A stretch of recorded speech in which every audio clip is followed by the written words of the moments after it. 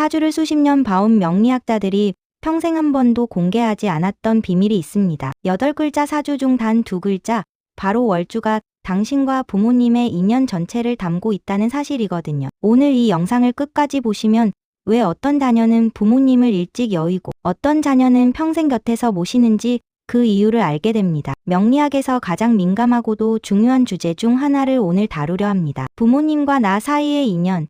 이것이 이미 태어난 순간의 사주 안에 새겨져 있다는 이야기죠. 처음 들으면 믿기 어려우실 수도 있습니다. 하지만 수천 년의 동양 지혜가 담긴 명리학은 이 부분에 대해 놀랍도록 정확한 통찰을 보여줍니다. 먼저 월지가 무엇인지부터 짚고 넘어가겠습니다. 사주는 생년, 생월, 생일, 생시 4가지 기둥으로 이루어져 있습니다. 그중 생월을 나타내는 기둥이 바로 월주이고 그 아래 지지 부분을 월지라고 부르죠. 이 월지 하나에 놀랍도록 많은 정보가 담겨 있거든요. 직업, 사회적 환경뿐 아니라 부모님과의 인연까지요. 명리학에서 월주는 부모궁이라고도 불립니다. 학파마다 조금씩 다르지만 어머니는 월주와 깊이 연결되고 아버지는 연주와 연관이 크다고 봅니다. 월주가 부모, 형제, 어린 시절의 환경을 나타낸다는 점만큼은 모든 명리학자들이 공통으로 인정합니다. 자, 그렇다면 월지의 오행이 부모와의 인연에 어떤 영향을 미칠까요? 오행은 목, 화, 토, 금, 수 5가지입니다. 월지에 어떤 오행이 자리하느냐에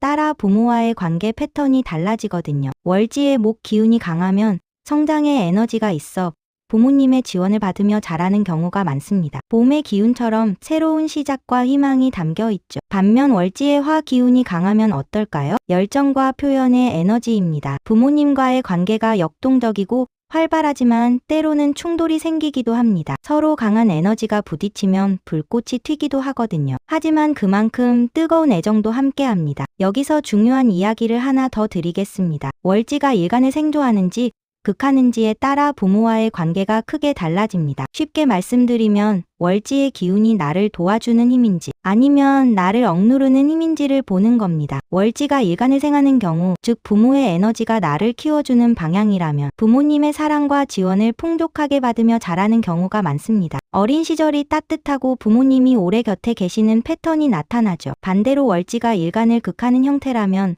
어린 시절부터 부모와의 갈등이나 이별을 경험할 가능성이 높아집니다. 물론 이것이 절대적인 것은 아닙니다. 사주 전체의 균형과 흐름을 함께 봐야 하거든요. 이제 계절별 월지를 좀 더 구체적으로 살펴볼게요. 인월, 묘월, 진월은 봄의 기운입니다. 이 계절에 태어난 분들은 대체로 부모님의 따뜻한 보살핌 아래 성장하는 패턴이 나타납니다. 목 기운이 강한 봄은 새 생명이 움트는 시절이거든요. 어머니의 헌신적인 사랑이 깊은 경우가 많고 어린 시절 가정이 비교적 안정적인 모습을 보입니다. 4월, 5월, 미월은 여름의 기운입니다. 화 기운이 강렬한 이 시절에 태어난 분들은 부모님과의 관계가 뜨겁습니다. 애정도 크지만 갈등도 클 수 있어요. 특히 5월, 즉 오화의 기운이 강한 경우 모친과의 인연이 복잡하게 나타나는 경우가 있습니다. 사랑은 깊지만 오해가 많은 관계라고 표현할 수 있죠. 잠깐 여기서 놀라운 사실이 있습니다. 신월, 6월, 수월로 대표되는 가을 기운의 월지를 가진 분들은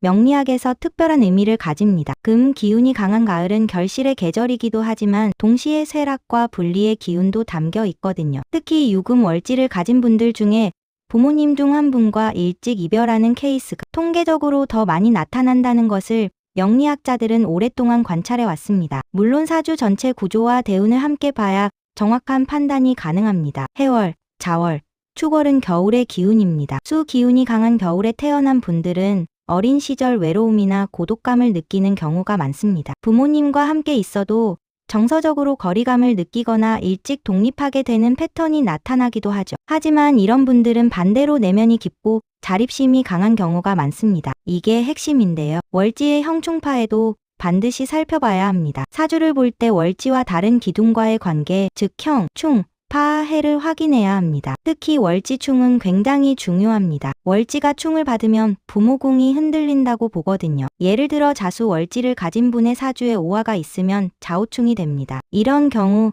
어린 시절 가정이 불안정하거나 부모님 중 한 분이 오랫동안 곁을 지키지 못하는 상황이 생기기도 합니다. 월지에 형이 있는 경우도 주목해야 합니다. 형은 갈등과 마찰을 의미하거든요. 월지에 형이 걸려 있으면 부모님과의 관계에서 오해나 다툼이 잦을 수 있고 부모님이 건강 문제를 겪는 경우도 많습니다. 해는 서로 등 돌리는 기운이라 부모님과 멀리 떨어져 사는 인연으로 나타나기도 하죠. 그렇다면 월지와 부모님의 건강은 어떻게 연결될까요? 명리학에서는 월지에 나타나는 오행의 기운으로 부모님의 건강 상태도 어느 정도 유추할 수 있다고 봅니다. 월지의 목 기운이 약하거나 충을 받는다면 간과 담, 개통 건강에 주의를 기울여야 할 수 있습니다. 화 기운이 불안정하다면 심장이나 혈관 관련 건강을 살펴봐야 하죠. 부모님의 수명과 건강에 대한 이야기는 항상 조심스럽습니다. 하지만 미리 파악하고 준비할 수 있다면 더 잘 모시고 더 오래 함께 할 수 있지 않겠습니까? 이것이 바로 명리학을 공부하는 진정한 이유 중 하나입니다. 두려움을 위해서가 아니라 더 잘 살기 위한 지혜로요. 잠깐 여기서 중요한 게 있습니다. 월지를 보완하는 방법도 있습니다. 사주가 정해져 있다고 해서